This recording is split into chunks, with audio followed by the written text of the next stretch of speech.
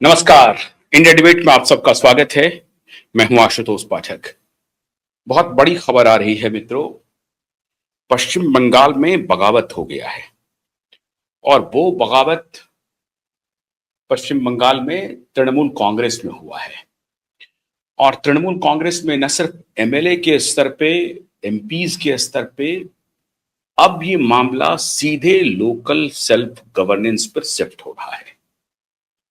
रिजू दत्ता ने 2 दिन पहले ही कहा था कि टीएमसी के सारे वर्कर जो अपनी जान बचाना चाहते हैं, अपनी रक्षा करना चाहते हैं, वो सबके सब भाग गए हैं। कुछ वर्कर तो पश्चिम बंगाल छोड़ के भाग गए हैं, कुछ अंडरग्राउंड हो गए हैं, कुछ का पता नहीं चल रहा है कहां पर हैं, कैसे छिपे हुए हैं, पूरी तरह से अंडरग्राउंड हैं। कुछ देश के अन्य हिस्सों में पलायन कर गए हैं और कुछ जो विदेश से यहां आ रहे थे, मतलब बांग्लादेश से, उन्होंने 4 मई की शाम को ही, बल्कि मध्य रात्रि से ही, कुछ वीडियो वायरल भी हुआ था कि ये देखिए बॉर्डर क्रॉस कर रहे हैं, जो 600 किलोमीटर का रेंज है, उसमें कई जगह इस तरह की खबरें आई कि बहुत सारे बांग्लादेशी जो अवैध रूप से पश्चिम बंगाल में थे, वो सबके सब वापस लौट रहे हैं। सोशल मीडिया पे ये मीम बनना शुरू हो गया कि एक ही दिन में 2 करोड़ आबादी बढ़ गई बांग्लादेश की। वो ये जोक अपार्ट, लेकिन सच में बांग्लादेशी घुसपैठिया जो कि टीएमसी का वर्कर बनकर के पश्चिम बंगाल में काम कर रहा था, उन्होंने फौरन से पेशतर ये कोशिश की कि पश्चिम बंगाल को छोड़ दिया जाए, क्योंकि अब सत्ता आई है, अब पुलिस की दबिश होगी, गिरफ्तारी होगी, और अगर एक बार पकड़ा गए तो फिर जीवन भर जेल के सलाखों में रहेंगे और फिर निकलना मुश्किल है, क्योंकि निकालने वाला कौन होगा? वो बचेगा नहीं। उसका बचना मुश्किल था। जो निकालने वाला ही नहीं है, वो खुद जेल के अंदर होगा, तो मेरी क्या औकात है? निकालने वाले से तात्पर्य है, अभी मैं आ रहा हूं उसके ऊपर। तो उनको लगा कि जो हमारे आका हैं, उन्हीं के ऊपर सबसे बड़ी गाज गिरने वाली है, हमारी कोई औकात नहीं है और हम कहीं से भी इस मामले में बच नहीं पाएंगे। तो उन्होंने 4 मई की संध्या काल से ही कोशिश किया। 5-6 मई तक तो बहुत सारे लोग भाग गए थे, जो टीएमसी के वर्कर बनकर के थे, बांग्लादेशी गुंडे थे, घुसपैठिए थे। उसके अलावा जो कि वाकई में वर्कर थे, पॉलिटिकल वर्कर थे, जो संगठन के लिए काम करते थे और जो एक प्रकार से हाशिए पर थे। वो पार्टी में तो थे, लेकिन हाशिए पर थे। उनको लग रहा है कि अब चूंकि भारतीय जनता पार्टी की सरकार आ गई है और टीएमसी के जो गुंडे थे, जिनको उनको सब मालूम है, जो स्थानीय स्तर पे जो लोग हैं उनको मालूम है, तो उनको लग रहा है कि उन गुंडों की वजह से अब हमारी परेशानी बढ़ने वाली है। हालांकि ऐसा कुछ होने वाला नहीं है। पश्चिम बंगाल में भारतीय जनता पार्टी की सरकार और शुभेंदु अधिकारी ने साफ संकेत दिया है कि कहीं भी गैर कानूनी रूप से, बदले की भावना से काम नहीं किया जाएगा। और इसकी घोषणा प्रधानमंत्री मोदी ने 4 मई की संध्या काल में दिल्ली में किया था कि बंगाल में बदलाव हुआ है, बदले की भावना का कोई स्कोप नहीं है। और शुभेंदु अधिकारी भी बार बार कह रहे हैं कि हम बदले की भावना से कोई काम नहीं करेंगे, लेकिन वो जिनको बदलाव का असर दिखना चाहिए, उसे तो वो असर दिखेगा। और जो इसके लिए बिल्कुल फिट कैंडिडेट हैं, जिनके ऊपर बदलाव का असर दिखता हुआ प्रतीत हो, उसको जरूर दिखाया जाएगा। यह शुभेंदु अधिकारी का फर्म डिटर्मिनेशन है और फर्म आदेश भी है। इसीलिए 12 वर्ष के वनवास के बाद आईपीएस दमयंती सेन वापस बुला ली गई है और उनको जिम्मेदारी सौंप दिया गया है। लेकिन सबसे बड़ी खबर कोलकाता से आ रही है मित्रों।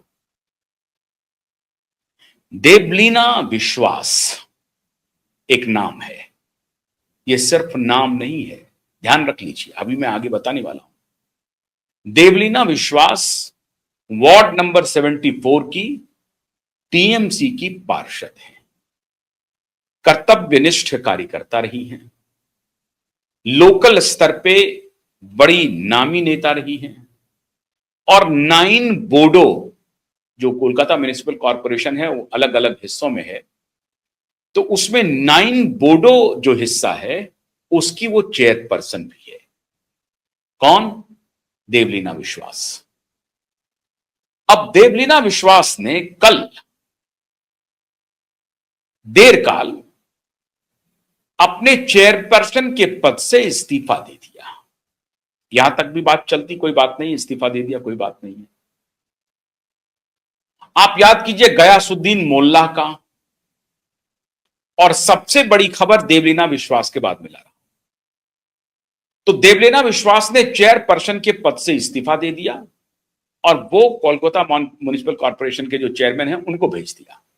अलग अलग वार्ड में, कुछ वार्ड को मिला करके छोटे छोटे एक कॉर्पोरेशन का रूप बनाया गया है, और फिर केएमसी का जो मुख्य चेयरपर्सन होता है वो होता है।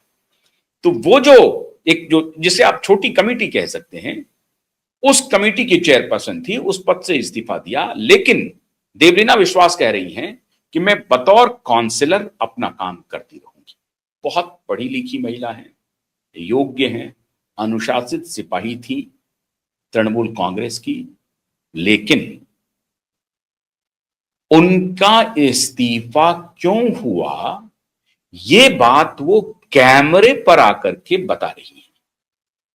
बल्कि उन्होंने इस्तीफा क्यों दिया, हुआ क्यों दिया, ये बात वो कैमरे पर आकर के बता रही है। देवलीना विश्वास कह रही हैं कि कोलकाता म्युनिसिपल कॉर्पोरेशन ने जो 24, अब तो कह रहा है कि 46 प्रॉपर्टी हो रहे हैं, 24 प्रॉपर्टीज की जो लिस्ट जारी की, और जिसमें 2 प्रॉपर्टीज के ऊपर नोटिस चस्पा किया, वो संजोग से हमारे इलाके से आता है, या उसकी जिम्मेदारी हमारा जो म्युनिसिपल कॉर्पोरेशन है उस पर आती है। अब ये टीएमसी के माफियाओं ने, बल्कि माफिया नहीं, माफिया नंबर 1, द सफेद पोश माफिया, जिसकी तूती बोलती थी पश्चिम बंगाल में, श्रीमान अभिषेक बनर्जी। अभिषेक बनर्जी ने फोन किया देवलीना विश्वास को।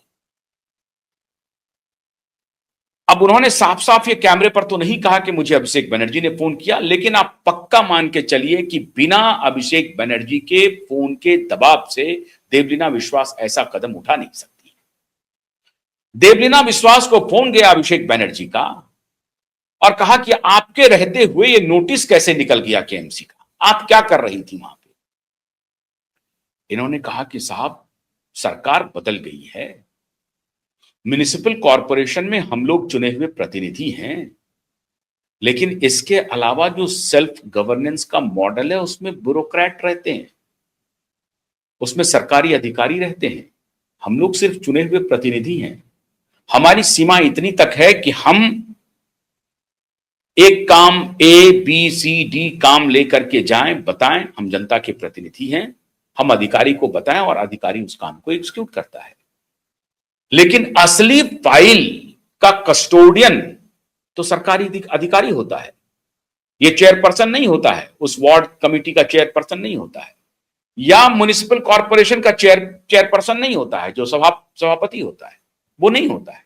और हम जो सभापति हैं, एक कमेटी के सभापति हैं, हमारे पास कोई फाइल नहीं रहती है। भले ही वो ये बात सही है कि हम अपने पास एक कॉपी रख सकते हैं, प्रति रख सकते हैं, वो अलग विषय है, लेकिन असली कस्टोडियन सभी फाइल की जो गवर्नेंस से रिलेटेड है, जो लोकल सेल्फ स्थानीय गवर्नेंस से रिलेटेड जो फाइल्स हैं, उसका कस्टोडियन तो सरकारी अधिकारी होते हैं, ऑफिसर होते हैं।